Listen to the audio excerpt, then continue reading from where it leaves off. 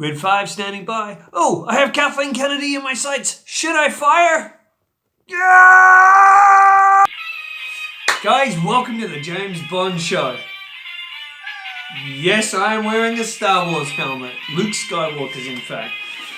Okay, guys, so welcome to the James Bond Show. No fears, limits, or substitutes. And what am I doing with this on? Well, as I told you all, I've decided I'm going to do a Rise of Skywalker review.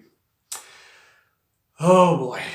Okay, so let me give you a quick introduction to me in Star Wars. Yes, this is my home. Now, you all know me as a James Bond fanatic, a James Bond nut. I grew up as a Star Wars nutbag. I saw Return of the Jedi in the cinema in 1983, and I have seen every Star Wars film since, mostly since 1999 at the 12 a.m. screenings. You can't serve two masters fully when it comes to collecting, so obviously James Bond is my thing, but as far as love of films, Star Wars is so important to me. And a lot of people don't realise this, even though James Bond is, my thing. Star Wars Episode 4, A New Hope, is my all-time favourite film. It just is. It's a film I can put on and watch over and over and over. And I have probably seen it over the years, honestly, close to 1,000 times. Like, I'm serious. I put it on weekly. When I'm cleaning up, doing whatever, I have that film on because it is just a masterpiece of cinematic filmmaking. So, guys, now, I'm going to do this. I've decided I was going to do this as a spoiler-free, then a spoiler-filled. So what I'm going to do, this is going to be a quick review. Now, this is all going to be spoiler-free. I will do another video which will be spoilers. This will be very hard to do with not giving up spoilers. It's going to be very hard because there's just so much spoilers in the film. The whole film is just filled with things that you probably want to see in the cinema. So I'm going to give you more my view of what I think of the film. The story is a mess. It's kind of all over the place. The film is 2 hours, 22 minutes, and it does belt along. The film gets credit for absolutely belting along at a breakneck speed, but they try to put so much into it. And the problem starts with MacGuffins. The film starts with... Now, we all know, I'm just going to say this, we all know the Emperor's in it, so that's not a spoiler. So the film starts with Kylo Ren on a planet, red-looking planet, and he's killing natives. He finds this pyramid-shaped MacGuffin that takes him to the Sith planet Exo something, and that's where the Emperor is hiding. So within the first 10 minutes of the film, you see Kylo Ren go find the Emperor.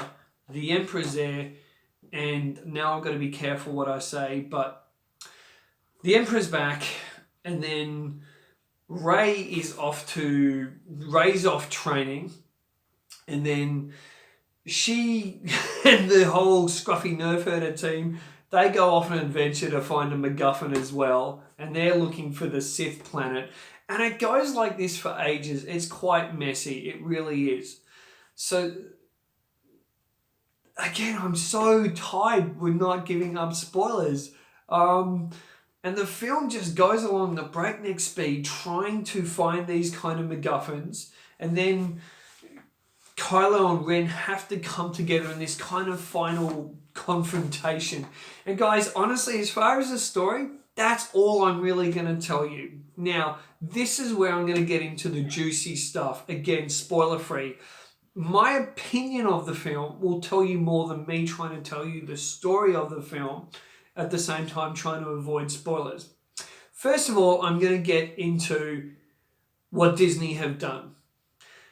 Don't fool yourself or don't allow others with Jedi mind tricks or Sith tricks to fool you into thinking this is a Star Wars trilogy. This has been an absolute pile of shit. From The Force Awakens, J.J. Abrams put in so many questions. From the upper heads of Disney, they have screwed this with absolutely no care or favour to the original fan base. They try to push this with a force is female. They didn't try it, they did. They pushed this garbage with a diversity quota, with a force is female mindset, which is complete bullshit because the force is not female. They took what George Lucas sold them, what he created, and they literally threw it out and they wiped their ass on it, and they did not give a stuff about the real fans or what George Lucas created. Kathleen Kennedy and Bob Iger allowing Rian Johnson, to make that abortion which was The Last Jedi. Now, make no mistake about it, The Rise of Skywalker is the cleanup to the abortion. And there is shit everywhere. It is an absolute cleanup. Now, have they tried to address the Mary Sue aspects of Rey's character? Yes, they have. JJ has tried to address that, and I'll go more into that in the spoilers. But now we show training. Now we show Rey training with someone. You can kind of guess who that someone is that Rey is now training with, and who she also refers to as Master. It doesn't take a rocket scientist to work out who she'll be training with and calling Master. As for all the questions that were set up in The Force Awakens, they hodgepodge them and try to fix them up because the last abomination didn't answer any of them. And one of the questions, and this is not a spoiler, guys, but one of the questions that never gets answered is how Maz Kanata got Luke's lightsaber. That's never addressed. Anything else involving the Emperor, Snoke, whatever, explain to you in 5 seconds. 5 seconds, done. 5 seconds, done. Doesn't matter. Done. Now, the reason the film is going to piss off a lot of people is because even though it makes efforts to avoid the Mary Sue-ness, it still ends up Mary Sue in the ultimate way. And the reason it does this is because of the feminist agenda they started, where women can take over, women can do what they want. They continued with this right to the end, to the point where the real fans, the diehard fans, are so pissed that the Skywalker legacy through Anakin and through Luke basically mean nothing. Basically mean nothing. Now, that's all I'm really going to say that touches on spoilers. I'm going to talk quickly about the look of the film. A lot of people are going, yeah, the visual effects are great, the film looks great and all that. No, it doesn't. If you think these visual effects and this film looks great, you don't know the craft and the art of filmmaking. Have a look at Rogue One. Rogue One, not only obviously did it come out in 3D as well as 2D, but in Rogue One, it looked like, whether it was 3D or not, it looked like you could reach out and touch the ships. You could see the rivets, the grooves. The Empire Strikes Back. The Millennium Falcon's going through the asteroid field, comes up to the camera, banks up to right up to your face. You see it. It's real. It looks tangible. With this, with the visual effects in The Rise of Skywalker, everything looks copy and pasted and it looks flat. And the lighting, everything in the rear, whether it's in space or down supposedly on a planet, anything within 10 meters of the main gang of Poe, Rey, Finn, looks smudged out. It looks like someone seriously blew on it or something. It looks so, for that being so crass, but it looks all smudged out. Nothing looks real and tangible. Even when Rey is on that desert planet and I won't say who's in it, but when the TIE fighter's coming towards her and she's like this and she jumps up and it's slow framed, almost like freeze frame. That's Matrix. It's a Matrix style of filmmaking. J.J. Abrams allows flares all over. He allows his frames to be smudged out with this white crap, and he cuts the film literally every 2 seconds. 1, 2, cut. You can sit there and count it. When you see this film, sit there, 1, 2, cut. 1, 2, 3, cut. Look at Return of the Jedi.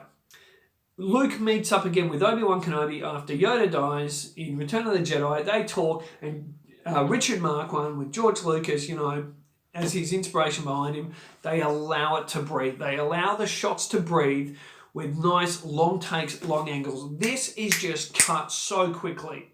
In one of the chases on the desert planet, when they're in these skiff-like things and the troopers are flying and shooting at them, everything's so quick. It's hard to see it. It's so cut quick. With the beauty of George Lucas's direction in Star Wars, he knew when to let the frame breathe. Nice, beautiful wide-angle shots, letting the sand crawler move along. This film to me just looked dull. It looked flat. The cutting was crap. J.J. Abrams is a hack. He is an absolute hack. And it's directed in almost like a TV fashion. And I think it's cut so quickly because they're trying to cover up for everything The Last Jedi didn't have, and they're trying to cram it into this film. But they've crammed in so many subplot stories and MacGuffins that didn't need to be in there. So guys, I give the film, right now, I was supposed to release this last night. I didn't because I needed more time to think about it. I gave it 6 when I walked out of the cinema. That's now down to a 5. It's now down to a 5. Yes, there's some fun in it. Yes, there's some good humour. There's a lot of jokes that don't stick.